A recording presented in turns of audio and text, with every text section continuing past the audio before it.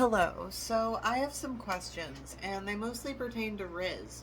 So basically, my question is I am Rizless. How do I get Riz? Should I want to have Riz? Is it necessary to have a lot of. Sorry, I just like the word Riz. Is it necessary to have a lot of charisma and have all this Riz? 80 warehouses full of it to be exact. If you're going to be in the dating scene and you want to find a partner, do people want to be with someone who is confident and charismatic? What if, just no matter what, you're a weird, awkward, shy little gremlin that'll be like, I like your face. Yep, I like your face. It's a really, really good one. Oh, uh-huh. Because I can't help but be that person. When I like someone, I look away and I'm just like, yeah, oh, yep, you're so adjectives right now. Um, and I know that, like, I'm not attracted to people who are shy slash insecure like that the way I am. I'm attracted to people that can be up in your face and be like, you're really pretty. And then when I go, they go, why are you looking away? And I'm like, no! Please keep doing it.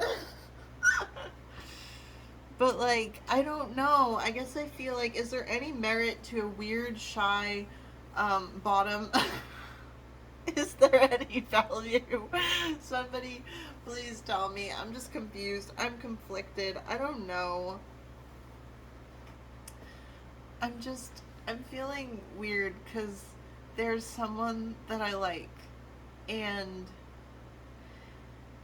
yikes, oh god, I really like them. And I'm so awkward and I don't talk to them as much as I'd like to because sometimes I like them so much I get intimidated. Um, and then I'm like, I don't know what to say. And half the time, the me not knowing what to say is just because I'm autistic and I can't carry on a conversation to save my life. Um, and I'm very sorry about that. And to anyone who has like tried to talk to me in the comments and I respond in a lackluster manner or I just don't respond, it's because I don't know what to say, and it doesn't mean I don't appreciate you. I appreciate you so much. I appreciate all of the time and the thought and the energy and like the internal resources, like everything that goes into writing me a comment. I appreciate it so much. I am just autistic and desperately in need of like social skills classes, but I keep calling the center and I'm having an issue because this is embarrassing as a full grown 31-year-old adult, but I find it excruciatingly anxiety provoking and impossible for me to make phone calls like 85% of the time. There's like a rare day when I have like enough energy and I can talk on the phone to someone I don't know. Oh, yeah, sorry, that's the caveat. It's really difficult for me to talk to people that I don't know on the phone. Like, not my mom, not my dad, not um not my friends that I talk to daily. And mind you, even the friends that I talk to daily, we don't really talk on the phone. We mostly just message. But if they were to call me, I wouldn't like not answer. Um it's it's just complicated. And now I'm losing my train of thought because I think a switch is happening and now it's disorienting. But it was good, I guess, to talk about this. And thank you so much for, I guess, listening, even though, like, I don't know why you do or why you want to, but, oh, I guess maybe I'm not switching. Maybe I just feel a little, a little out of it for whatever reason. But,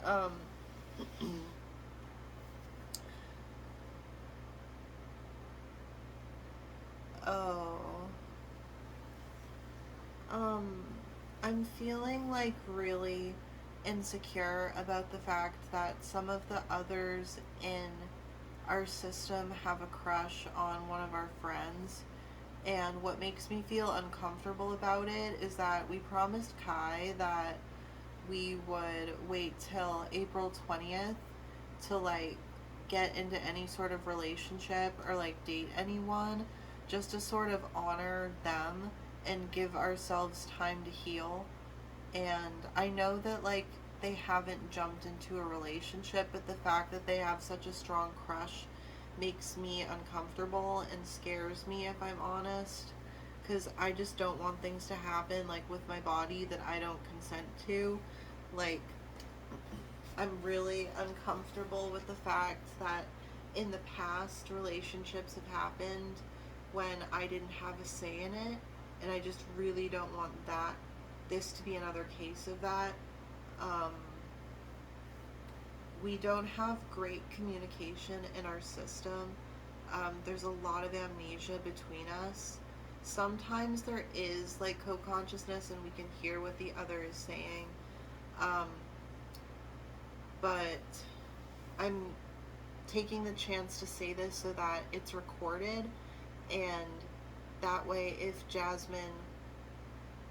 um, Jasmine can play back this video and watch what I have to say about the whole like crush on our friend thing. That way, you know, she knows how I feel about it and we can have a discussion. Also just so I can process it as well. Because I didn't really even anticipate being with Kai. I just sort of woke up into it, and that was really jarring for me. And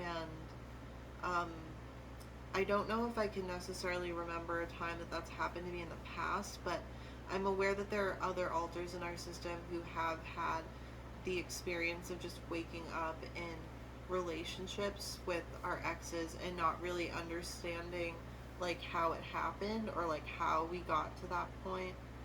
Um,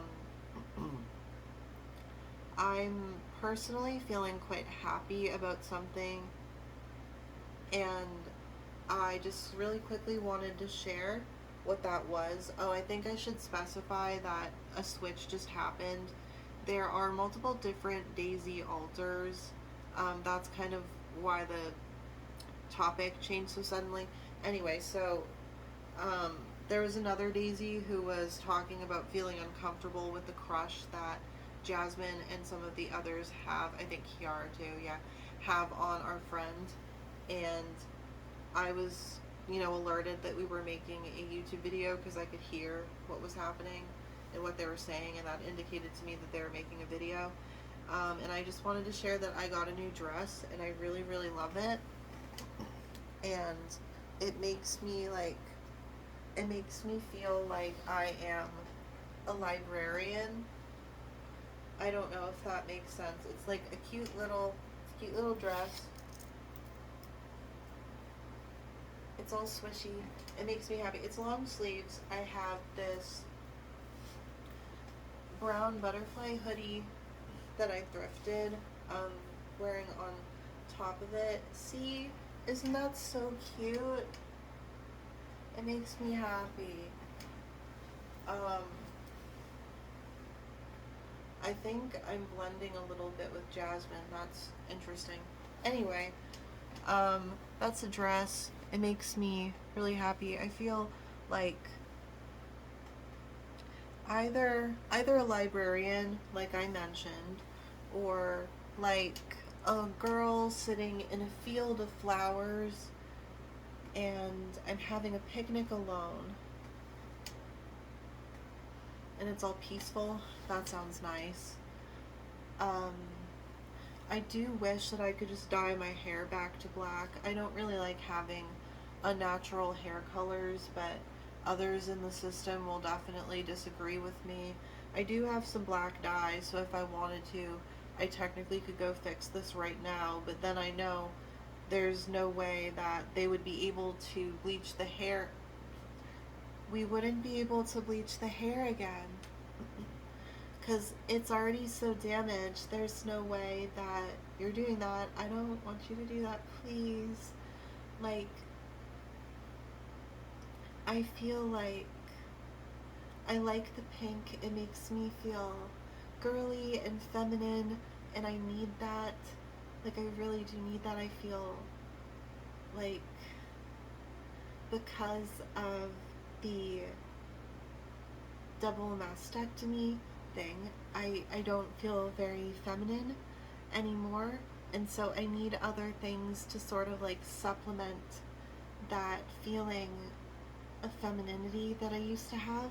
And I know that like you don't need to have breasts to be a woman, but it is how I feel and how I, you know, was affected by the loss of agency of my own body resulting from DID and like the male alters and everything that was difficult, and I don't want to lose the pink hair.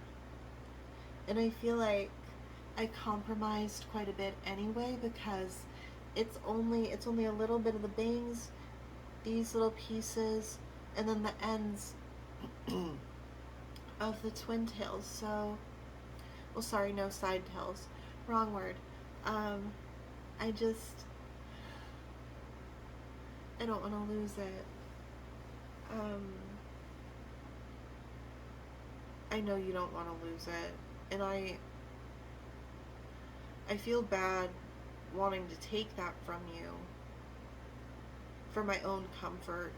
I don't really like to stand out so much, and I feel like this makes me stand out, but then I get anxious because I used to wear a lot of things in this style, and then I gave it up because I got made fun of by an ex. He told me that I dress weird and that I should dress less weird if I want to have more friends. Because I told him that I was just feeling kind of lonely. I wanted to have more friends, but I didn't know how to get them. And I sort of explained that the way that I dress is like a beacon to other people to be like, hey, we're like-minded, maybe you'd want to be friends. And he's like, well, you dress really weird and maybe that's why you have no friends. And I was like, oh, okay. And then another ex sort of criticized me for the way I dressed as well, and it was like this same style. He said that I dressed really old-fashioned and like an old person, and then I had a friend who wasn't great to me, and that's an understatement. I want to make a video talking about that situation, but it's still so triggering that I can't do it without totally just like switching 100 million times, and then I get really disoriented, so I can't really talk about it just yet. But she also made fun of a dress that I had that I really liked, and I would have worn the dress a lot, but she told me that it made me look like an old lady, and like I just kept getting told that by people, and it hurt my feelings, and I wish that they could just keep that to themselves. It's really not a nice thing to say to someone, like, and even if like I do look like an old lady, could you not say it, because that's not very sensitive. um but yeah, um I've also just been thinking like how much I love my mom. Like I love her so much, and she's just she's usually, like, most of the time she's there for me, and I feel like she understands me really, really well. And I know not every alter in my system feels that way about mom, and so sometimes I feel guilty that I'm one of the ones that like can so easily connect to her and feel like heard and seen. And sometimes I think like if it was just me, like I would have been the perfect kid for mom. But then that's a really sad way to think, because you're like, you're supposed to love your kid no matter what, no matter what they're like, if they're different from you, if they're gay, if they're straight, if they're trans, if they have interests that are weird. Like it doesn't matter if they're autistic, if they have mental illness. Like your kid is your kid, and you need to love them no matter what. And it's not that mom doesn't love the other parts, or doesn't love Daisy, because Daisy sometimes just feels very misunderstood by mom and misunderstood in general. And I wish that I could help Daisy more sometimes. I wish that I could help her so she doesn't feel so like painfully anxious and like nobody gets her. Because like I do understand her, and I try to talk for her sometimes because I know how difficult it can be for her to express herself. It's easier for her to do it like to a phone because it's not really like she's talking to people, but she struggles a lot with talking to people. And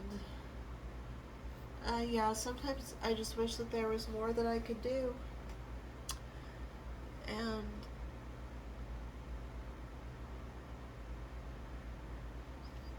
sometimes I think about the fact that we have DID and we're not one of those channels that always announces like who the altar is when they're fronting, and I don't think we're ever going to be a channel like that. I don't think we're ever going to have like a meet the altar style video. I don't think that we're ever going to make videos on our inner world or anything like that. It just feels way too private. Um, and I want the focus, although we have DID and there's no way to be authentic without hiding that, I don't want the entire focus of my channel to be that I have DID. I just want to be a person who has DID, who needs a place to process her thoughts and emotions, no matter like what state she is in, and or like what altar is fronting. It's more so about having a place to talk than it is about wanting to be known to the internet in every possible way.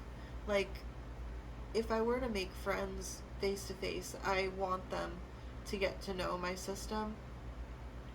But with such a public platform, it's kind of scary to be known in that way, and we're not really comfortable with always announcing who we are when we switch. However, I feel more comfortable announcing that like I just got here, or I don't know if that makes sense. There are some altars who will be fine with saying like this is me, and there's others that won't. It's also so difficult to have a day where any one altar is feeling good enough and like consistently at the front enough to make like a whole video. And also, I just think that it would be too dysregulating for us and too pointedly personal. I don't know if that makes sense, but it does to me. Another thing too is that I'm probably going to talk about the same things over and over and over and over, and that can be really repetitive, but it's really helpful for me to talk about things multiple times, and it sort of helps me get closer to the final picture, the final end point, the decision that I truly want to make. And it might seem like I'm going in circles, but really there is a madness, like there is a method to the madness. And yeah, I hope you're doing well, and I hope that whatever you're dealing with, whatever you're struggling with, some light shines through the clouds and you can find a solution. And I also genuinely hope you're not struggling, but as humans we do tend to struggle, and so I guess I tend to assume that everyone has something that they're battling, so I'd say keep battling, and I will talk to myself and talk to you all later. So thank you so much.